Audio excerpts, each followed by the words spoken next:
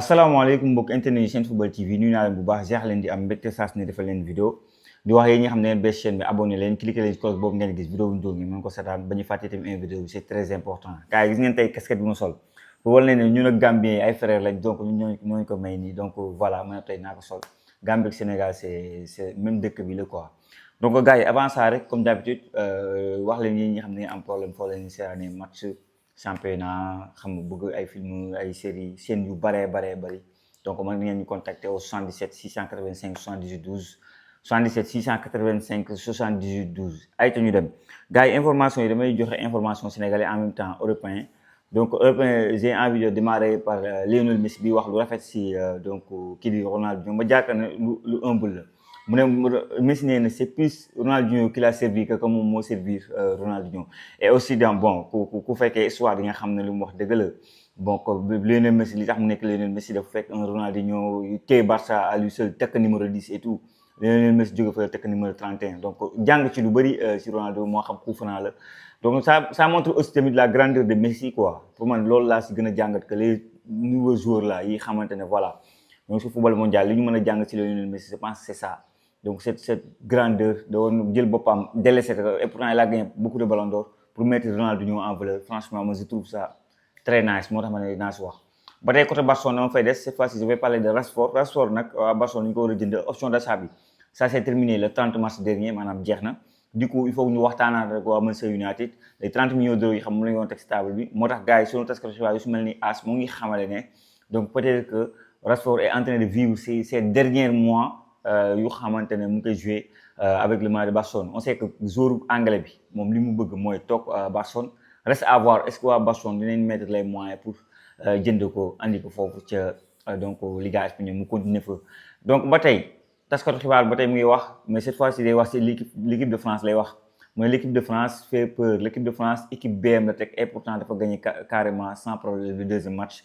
donc loolu pour man alerte pour ñun Sénégal ñun bu ñu xeeb France je pense que kenn sax xeebu ko mais ne nous disons pas que ñëw dañu ñëw rek dox voilà yaa ma gën a xam ce sera un match hyper difficile on a encore le temps jàngat leen il nous reste quelques mois pour xool leen bu baax a baax xoolaat leen seen équipe mais ça c'est que ce sera un match difficile et donc pour man le fait que sax France nekk numéro 1 donc sur le toit du monde parce que classement FIFA moo nekk premier Sénégal 14e la donc pour man France c'est le meilleur équipe du monde man pour man France à l'heure où on parle non moo mën Argentine man loolu laa gëm quoi mën naa jum mais pour moo mën Argentine donc yeneen information ba tey cette fois-ci ba tey foofu ca Espagne wax nañu ñi gën a ngand salaire foofu en Espagne les top 5 ce n'est plus que Kylian Mbappé mooy kii appelé salaire foofu c'est Liga espagnole ki jël deuxième c'est Vinicius Junior ki jël donc troisième Alaba pour te dire Alaba wala duñ ko jëriñoo ni ñu ko war a jëriñoo moo ngandi salaire la moo tax jàppale ne contrat moo ngi jël ñu ngi koy bàyyi mu dem jàppale ne Real dina ñi fa nekk ñëpp à part Vinicius ak Mbappé Alaba ñi fa nekk ñëpp moo nekk salaire te ñeneen njëriñ bi yeneen joueurs yi am xool Courtois rek wala keneen ak keneen njëriñ ñi ñu am mais bon voilà mu jël troisième après Lewandowski ñëw après Bellingham ñëw donc lii mooy top 5 des ñi ëpp salaire kon ñi naan ana Lamine Yamal gagne 2 fois moins que les Vinicius wala Mbappé et c'est normal c'est un jeune joueur et tout donc xam nga voilà ça se comprend que amul yenn salaire yu extraordinaire yooyu même si bon je pense que bientôt dina ko am ba tey France ba tey Espagne plutôt Bastoni défense joueur Inter de Milan gis ngeen ne ñu ne waa kii dañu ko bëgg Barcelone par nañoo jox Ferran Torres ak Olmo xam naa ne loolu moom dinañ ci génne quoi lii Bastoni def waa kii waa Italie dinaa ñëw si ñoom léegi ba Italie toog mu am carton rouge waa Italie moom turam nañuy bañ a dégg c'est-à-dire xam naa mooy loolu xam naa waa Barcelone dinañ taxaw sur le dossier ba tey dinañ ko bëgg am ou pas donc côté Italie gis ngeen ne ñoo toog barrage coupe du monde pour la 3e fois équipe bu mel ni Italie mënut a qualifier loolu problème du coup nag ñu bëri ñoo ngi démissionné Buffon démissionné na ñu ne actuellement président fédération démissionné na jamono bi Gattuso mooy waaye démissionné ñoo ngi wax ne Mancini sax la ñu bëgg andiwaat c'est-à-dire catastrophe bi nekk donc Italie ça c'est un choc mondial Italie amatuñu ay joueurs maa ngi gis ñeneen ne non dañoo nangalul noir yi ñu dugul rax seen équipe comme ñeneen ñi nuñ ko raxee xam nga comme France ñu ko defee Allemagne ak keneen ak keneen ñoom bëgguñu def loolu bu fekkee loolu dafa am c'est avéré bon dinañ sonn à part mooy skin bi ñu jël ce sera compliqué alors que le monde instant ñëpp dafa jaxasoo ba tey information européenne Ugarte intéresse fortement la Juve Juventus Ugarte mooy joueur bu Manchester United bi xam amul temps de jeu te ñëpp xam nañ ne waa Manchester United ñoo ngi Casemiro l'année prochaine fa jógee ñoom pour le remplacer ñoo ngi cité yeneen nom le nom de par exemple dégg ngeen le nom de ni ñu koy waxatee Pape Gueye Lamine Camara yéen a ngi dégg milieu sénégalais donc c'est-à-dire Ugarte moom gars yi pare nañ ci moom.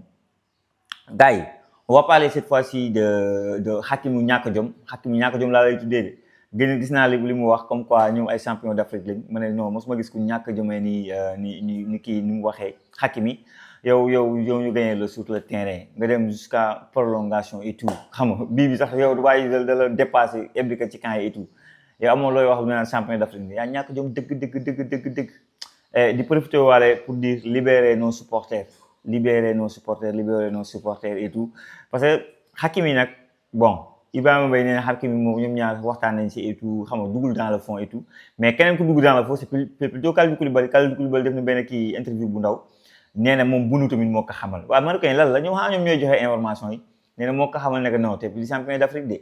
mais nee na bunu seen lien d'amitié sori boo xamante ne franchement dañ doon wax di kaf di tooñaat dem na ba nekk non Al Hilal léegi sax am na 2 champions d'Afrique quoi xam ñuy wax kaf reetaan nii mais dans le bon sens sans rien nee na loolu yàqul dara seen amitié parce que nee na bunu ku baax la et tout et donc voilà Kalidou Koulibaly mu def loolu la ci wax en tout cas li ñu mën a wax rek pour man la bataille de l'opinion on l'a gagné si 2 matchs yi c'est quand même fort de dem Stade de France du symbolique la stade plein à craquer 80 000 places nga wane coupe bi célébrer ko comme il faut le monde entier tous les journaux yi gën a mag ci monde bi reprendre ko wax ne Sénégal day fête na coupe am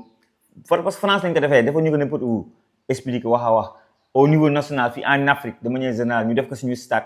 ñu reprendre que partout la bataille de l'opinion ñu ngi si ñu bëri nag ñu naan non maa ngi seen waa Marocain ne non loolu waa Sénégal ils se sont tirés une balle dans le pied dañuy wax lu leen ne parce que ñu ne Sénégal dafa fekk mu feetu loolu waa tas mën na ñi doo yebaate trophée bi moom moo woo leen ngeen di kii loolu ay faux problème la ay dóor la tous les juristes yi xamante ne wax nañ sur la question nee nañu feetu bi dara amu si donc pour ñuy gis réseaux sociaux yi commencé tiit na non Sénégal lu ñu def ba erreur la nangam on a bien fait et si c'était à refaire dañ ko waroon a defaat et franchement je remercie tous les supporters que ça soit de la diaspora sénégalaise au Stade de France que ça soit fii Sénégal même si métti na démb def naa si benn cri de cœur na lii Sénégalais dund si stade bi du dëgg du yoon ku ko waxul saa da nga bëgg a romb dëgg dem xooli leneen mais du dëgg du yoon Sénégalais li ñu dund fii du yoon mënoo parfum bëgg dem seetaan benn spectacle coono bu métti ngay daj pour seetaan football léegi pour man loolu du yoon lu ñu war a wax la gars yi ba tey si ay information Ibrahima Mbaye gis ngeen Luis Enrique ni mu waxee posé nañ ko question ñu ne ko Ibrahima Mbaye pourquoi équipe nationale lay gën a gisee xam nga dem bu mu fa demee joxe na passe décisive dugal na bii camp club mu ne man daal Ibrahima Mbaye loolu da ngeen koy laaj question boobu IB la wax IB mooy Ibrahima Mbaye da ngeen koy posé question bi moom moo leen mën a tontu waaye man li mu leen mën a tontu mooy on la jox nañ ko confiance et on l'a toujours jox confiance quoi c'est un joueur bu baax mais à de ces questions Ibrahima Mbaye man nag dama si am benn jàngat lecture bi ma si am mooy que Ibrahima Mbaye ku métti l'année prochaine parce que nga xam ne lecture même Ibrahima Mbaye joie ni muy reetaane en équipe nationale du Sénégal da ngay tu sens que bëggul sax mu jeex quoi bëggul sax mu jeex tellement voilà bu ñëwee Sénégal il respire quoi mais bu nee PSG bon je le sens un peu voilà yaa ma gën a xam maintenant man dama sentir ne lu tax ma wax ko à chaque fois Luis indiqué wax si Ibrahima Mbaye du mu ne c'est pour tuutal ko de mais daf koy wan ne carrément booy da ngay toog da ngay xaar quoi parce que première fois bi mu ñëwee équipe nationale du Sénégal dugal bi mu ne ñu ne ko posé question boobu de dem na fa dugal bi noo ko gisee mu ne non statut am changé wu c'est un jeune joueur yi nangam maanaam man ko bëgg xaw a ndawal noonu daal yaa mën a xam li mu def daal ba tey fi mu newoon la ne mu nekk champion d'Afrique ñu ñëw andi ko on l'a pas célébré te ñun xam nañ Paris Saint-Germain bii fi Gana Gueye ñëw Abdou Diallo Dione dañ leen célébré yóbbu leen Parc des Princes defar xam nga célébré leen li tax ñu naan célébré xam nga c'est pour ne pas frustrer Hakimi bu ko ñëw dañ koy célébré donc y a de ces choses comme ça yu ñuy def PSG je pense que voilà booy dañ koy wax tàllal xool sa yoon je pense que l'année prochaine c'est le bon moment pour club yi xamante ne ñoo ngi laaj donc Ibrahima Mbaye récemment avant les 2 matchs du Sénégal Aston Villa ngeen déggoon donc c'est à notre Lion de prendre la bonne décision dem xooli leneen parce que ni may gisee nii Paris Saint-Germain du doxalee ak moom franchement man ça me dit rien qui vaille et que booy bi c'est un joueur très prometteur un championnat comme la Bundesliga bi xam dafa am espace voilà mën nga fa exploser mais moi je le vois des équipes comme Dortmund par exemple fu Sancho exploser c'est pas moi Bellingham tous ces joueurs là yi xamante ne voilà Ousmane Dembélé et tout ça peut être intéressant pour notre Ibrahima Mbaye parce que PSG par rapport ak le coach bi xamante ne voilà parfois il est compliqué je peux comprendre chez soi par rapport à la concurrence que boobu du jouer mais par rapport ak même ni muy waxee nii bon peut-être c'est un jeune joueur dañuy fàttali ne 18 ans rek la am mais war na mën a am beneen kii que bi muy doxalee ak moom nii sama xalaat laa joxe vous êtes libre aussi tamit wax seen xalaat ce sera intéressant ñu waxtaane ko gars yi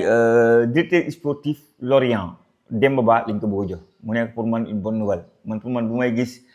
suñu anciens joueurs yi ñuy yor ay distinction wala nekk fenn wala créer ay centre de formation wala nekk ay président ça me fait plaisir leneen lu may fait plaisir mooy dem jusqu'en France par exemple nga nekk fa un dispositif joxaguñu ko mais c'est toujours très bon quoi gis Habib Beye yor Marseille gis loolu ça veut dire que voilà suñu liggéey am nañu ñu xam ne seen xel màcc na si football bi xam nga ñu war leen mën a jox confiance ñu mën a doxal donc Demba Ba bu fekkee loolu am dama ko si dama naan bonne chance xam nga ñoo gis liggéey bi muy def fii Sénégal investi na fii yor na fi club gis nañ Dunkerque du côté de France cette fois-ci bu ñu ko joxoon benn directeur sportif ça peut être intéressant pour moom quoi donc loolu pour man lu nice la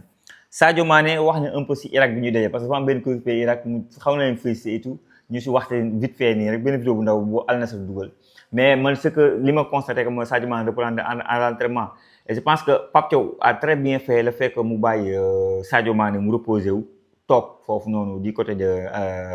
Al Nassr surtout que fin de saison Al Nassr a besoin de Sadio Mané pour décrocher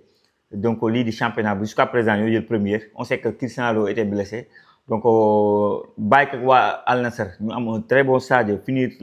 championnat bu baax a baax moo nga ñëw andi ko équipe nationale du Sénégal sur 2 matchs yoo xamante ne avec ou sans Sadio Mané le Sénégal peut gagner sans problème donc le Sénégal a gagné sans Sadio Mané mais on aura besoin de son expérience de tout il y a une façon de Sadio Mané nu muy jouer que les autres jeunes ne jouent pas booy ñoo ko peut-être ëpp instant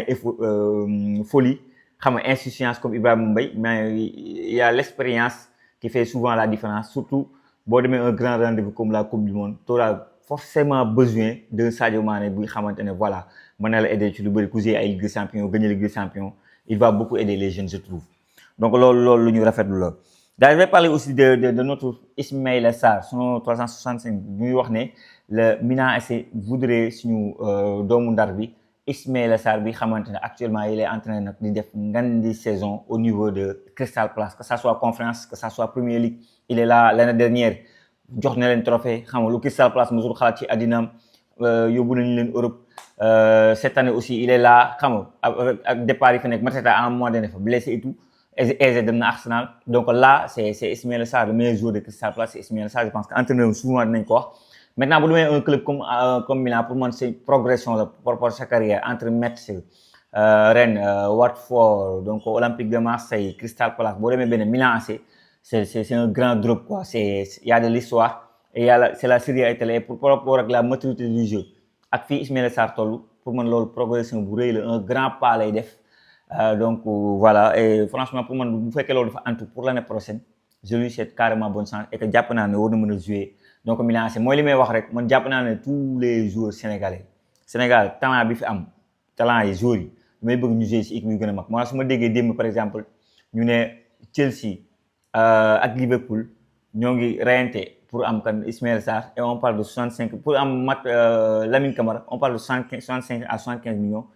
ça me fait plaisir bu ma déggee ñu ne dañoo soxla Iliman Ndiaye du côté de Manchester United ça me fait plaisir parce que moo sañoon suñu équipe yi ñu ne diw de Manchester la nekk diw de Chelsea la nekk diw de Arsenal la nekk diw de Real la nekk loolu laa bëggal suñu joueurs yi je pense que Sénégalais yëpp loolu lañu bëggal suñu joueurs yi donc franchement Ismaïla Sarr du côté de nu ñu koy waxee Milan AC wax leen ma seen xaar ak seen gis-gis donc mbokk yi li mu nekkoon xibaar yi xam bëgg naa ko partage ak yéen ci commentaire wax leen ma seen xaar ak seen gis-gis wax leen ne yéen ñi bëgg maillot Sénégal yu bees avec les 2 étoiles bu la neexee ngeen follow ko def seen tour c'est disponible fii sur Senfootball TV les numéros ça ne bouge pas c'est le 77 352 31 01 77 352 31 01 nga nekk fii ci réew mi wala bitim réew di nga mën a am sa maillot préparer la coupe du monde supporter les Lions avec les 2 étoiles mbokk yi li mu nekkoon vidéo bi jaajëfal naa leen wax leen ba beneen sur Senfootball TV